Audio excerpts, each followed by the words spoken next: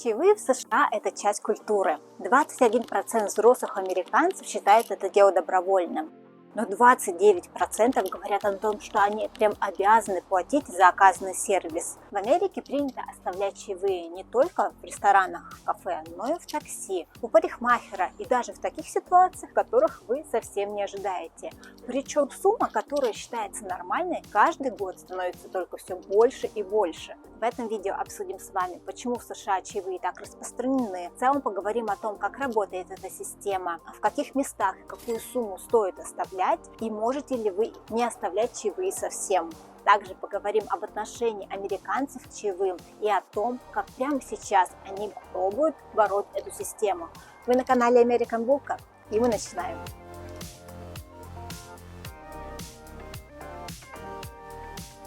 Вообще традиция оставлять чаевые в Америке не нова. Она появилась где-то в конце 19 века и закрепилась в начале 20 века.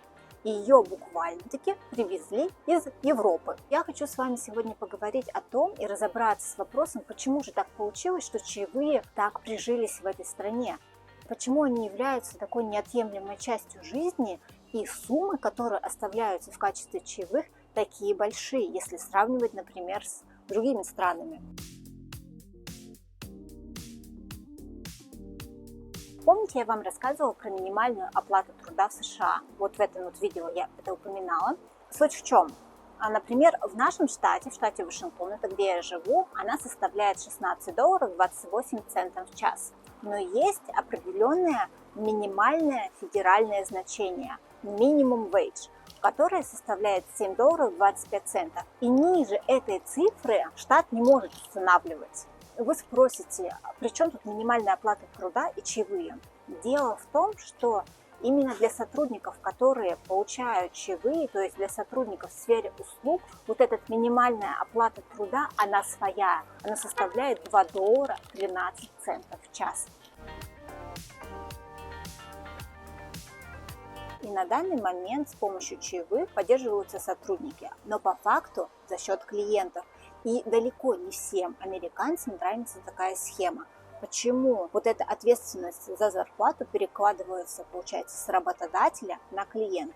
Но мы сейчас с вами живем в такой период, когда в сфере чаевых происходят изменения. В апреле 2024 года в Калифорнии был принят закон, работникам фастфуда назначается минимальная ставка в час $20. И в этот момент работники общепита в Калифорнии стали самыми высокооплачиваемыми в стране. То есть они получают $20 в час, и еще если они получили чаевые, то они добавляются сверху. Никто у них чаевые не отнимает. Хочется, знаете, еще какой момент отметить? Система меняется, то есть зарплаты уравниваются, но чаевые при этом остаются. Расскажу вам об одном эксперименте, который проводился в Нью-Йорке достаточно знаменитым рестораном. Они решили каким-то образом побороть вот эту вот систему чаевых и придумали следующее. Они сказали, что мы увеличиваем базовую оплату труда нашим сотрудникам, мы поднимаем цены в меню, и вы теперь можете не платить чаевые.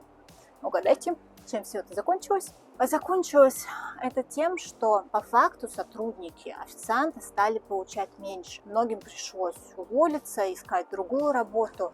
И клиенты не все были довольны, потому что, мне кажется, это уже на таком уровне, вот эта привычка платить чаевые въелась в культуру, что им было некомфортно. Через несколько лет такого эксперимента чаевые пришлось вернуть.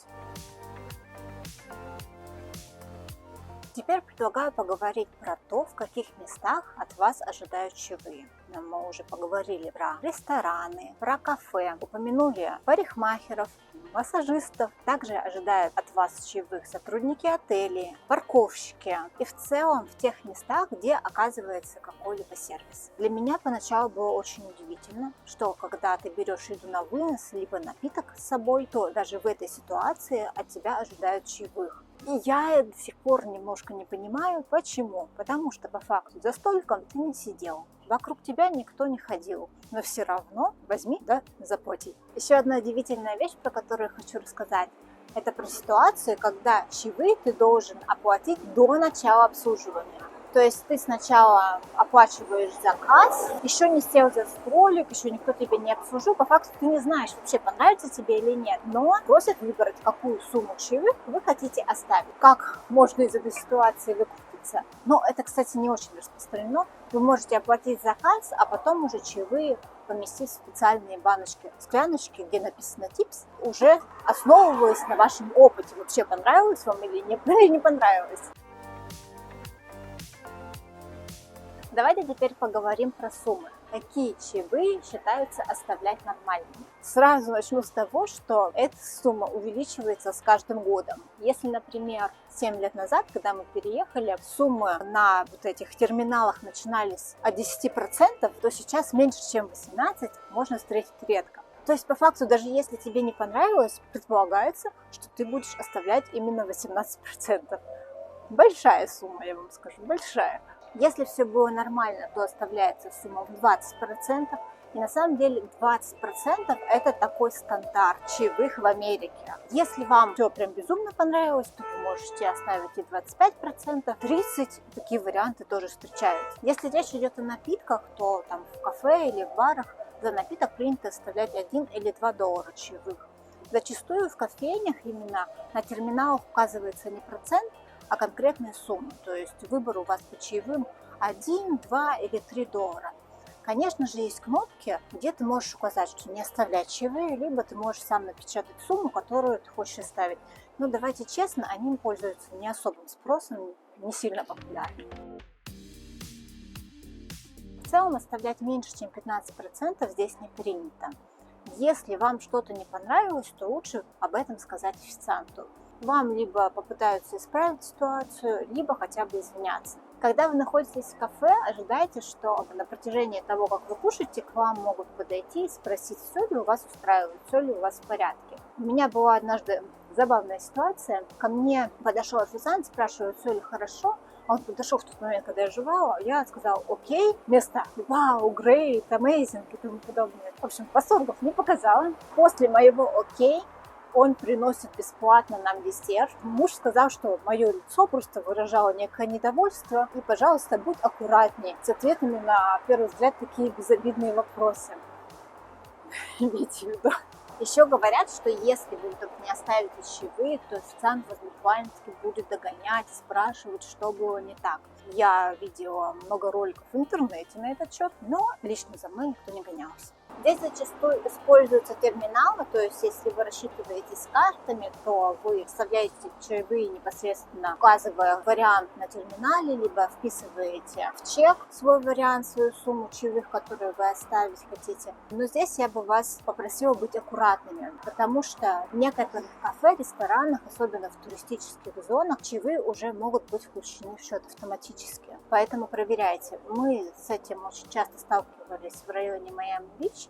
Здесь, в районах Сиэтла, я это особо не наблюдала, только если, например, компания какая-то большая пришла, и сразу чаевые автоматически включаются в счет в районе 18 или даже 20%. А если оплата производится не через терминал, например, если речь идет о консьержах, либо о сотрудниках отелей, кто у вас комнату убирает, например, то там чаевые ожидаются в виде наличных.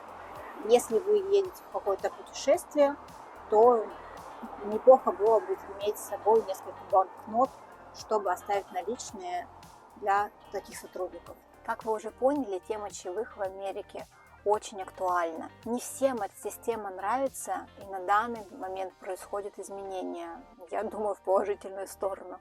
У нас есть с вами возможность за всем за этим наблюдать. Я надеюсь, вам было сегодня интересно и полезно. Делитесь, пожалуйста, в комментариях своими историями, связанными с чаевыми.